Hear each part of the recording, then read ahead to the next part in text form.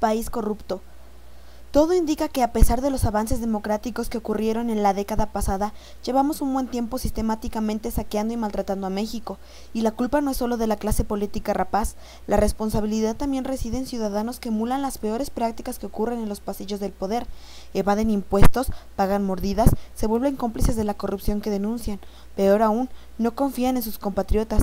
La ausencia de ese valor fundamental para la consolidación democrática y la prosperidad económica, como lo escribió Francis Fukuyama en su libro Trust, lleva al surgimiento de una sociedad atomizada, corroída, descompuesta. Refleja lo que el escritor Michael Lewis llama un colapso moral, ese punto al cual llega una sociedad que ha perdido la cohesión, el sentido colectivo, los valores compartidos, el mapa mental que permite funcionar como país. Difícil reconocer que es así.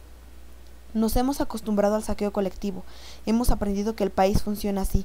Allí están los estratosféricos salarios, bonos, pensiones y beneficios de los que arriban al sector público. Allí está un sistema educativo que ni siquiera sabe cuántos maestros y burócratas tiene, mientras los mantiene de forma vitalicia.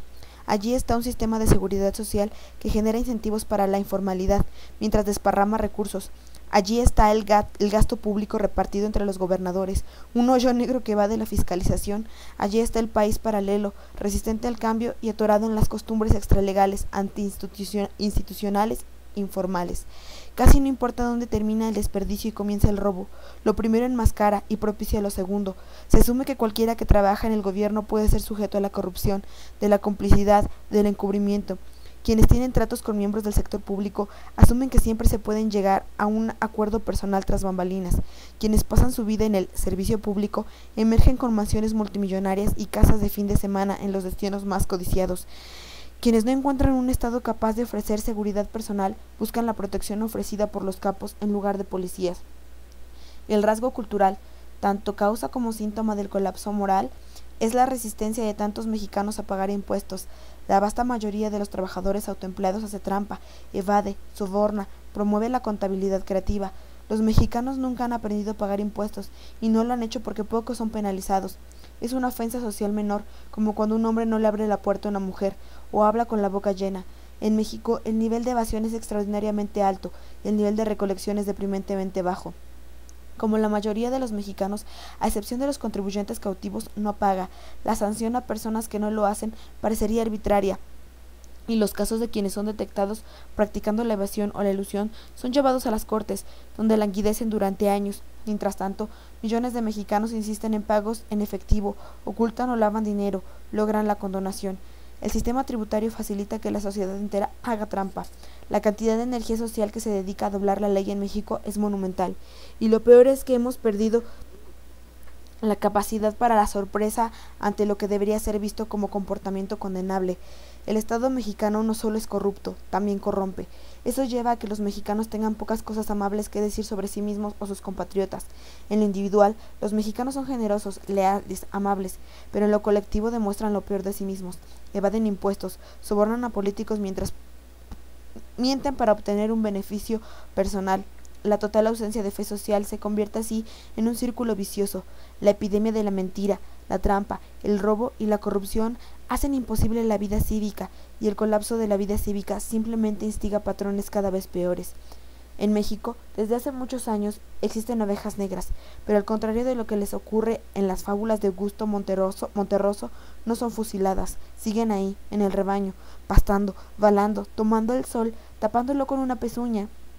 Miembros de un bestiario surreal poblado por los políticos del país, con sus casas y sus terrenos, y sus cuentas y sus yates, y sus aviones y sus elecciones multimillonarias, con sus evasiones y sus justificaciones y sus vueltas de hoja, los habitantes de ese espacio alucinado donde todos son iguales y comparten el mismo color de lana.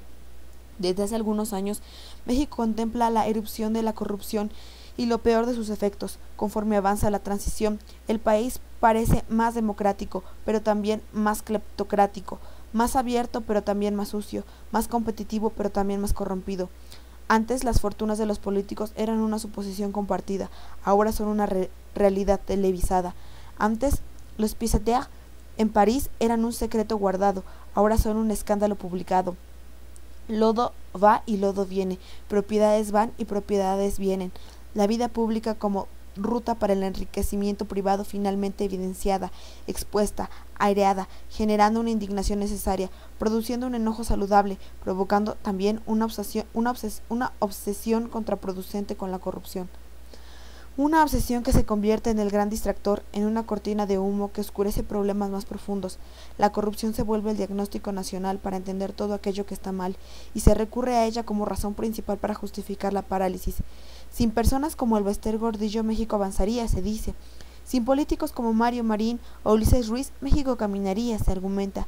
Sin el pequeño priista que todos los mexicanos cargan dentro, el cambio sería posible, se oye. Bastarían las manos limpias y las conciencias tranquilas. Bastaría la eliminación de las prácticas malas para producir resultados buenos. Bastaría decirle adiós a las trampas para que el país no se tropezara con ellas. El fusilamiento de las ovejas negras permitiría que todo el rebaño fuera blanco. Pero como argumenta Moisés Naem, editor de Foreign Policy, la obsesión con la corrupción puede ser una mala medicina para un país enfermo, porque la condena a los culpables se convierte en curita, porque la crítica a los corruptos permite la catarsis, pero poco más. El escándalo superficial mata la reflexión profunda. Mientras México mira a Jorge Hank Ron, no discute la competitividad. Mientras México recuerda la fortuna acumulada de Arturo Montiel, no piensa en la productividad. Mientras México contempla el canibalismo dentro del PRD, no se centra en la creación de empleo fuera de él.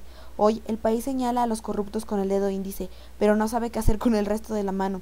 Empujar hacia adelante las reformas estructurales o detenerlas, abrir más los mercados a la competencia o frenarla, promover un proyecto alternativo de nación o criticar su falta de viabilidad.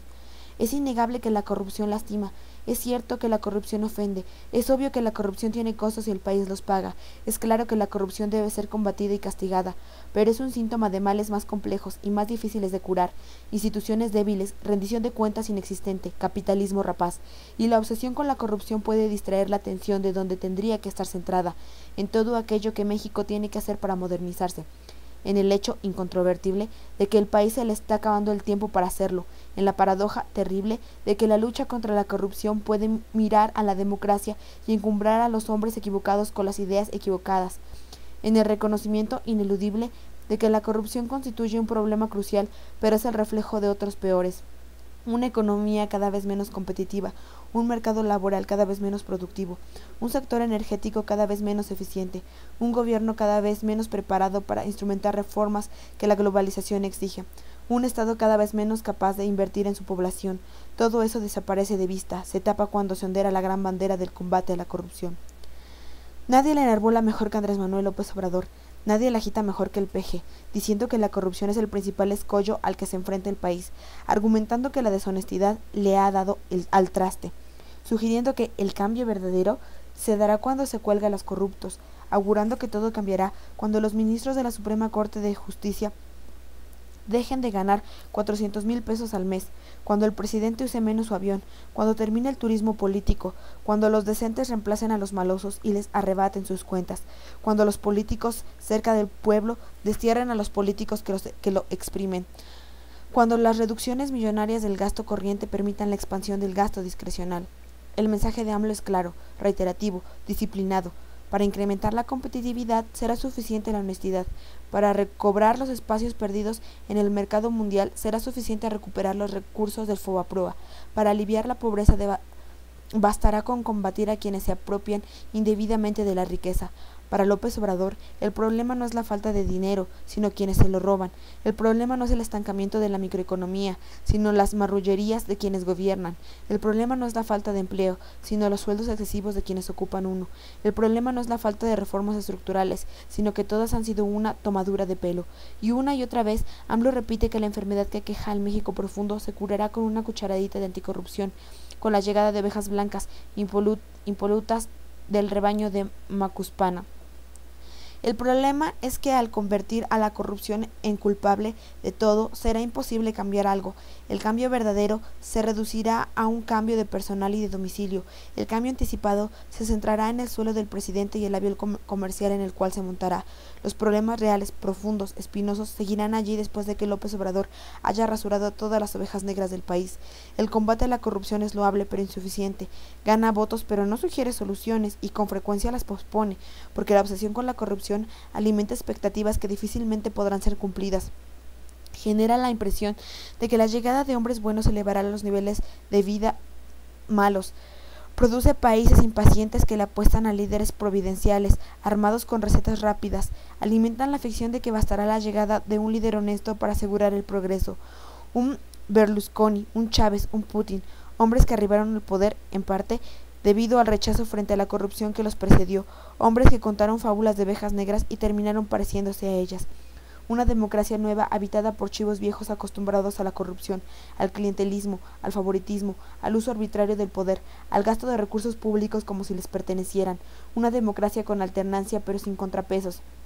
Una democracia con competencia pero sin rendición de cuentas, una democracia con costos ascendentes y un gobierno que no logra ser decente, defendiendo instituciones opacas que no toman decisiones transparentes, y ante ellas una ciudadanía desamparada, desprotegida, que padece la discrecionalidad pero puede hacer poco para frenarla, impotente ante los intocables. En la novela de Mario Vargas Llosa, La fiesta del chivo, Urania le reclama a su padre la podredumbre política que protagonizó. Luego de tantos años de servir al jefe, habías perdido los escrúpulos, la sensibilidad, el menor asomo de rectitud, igual que tus colegas, igual que el país entero tal vez. Pero el verdadero problema para México no es la omnipresencia de chivos, sino el lugar donde pastan libremente, la ausencia de vigilancia y vigilantes, de monitoreo y monitores, de auditoría y auditores, de abuso detectados y castigos infligidos, y por ello será necesario cambiar las reglas que han permitido a los chivos engordar a expensas de los ciudadanos, reglas que han convertido a los mexicanos en naranjas exprimidas día tras día.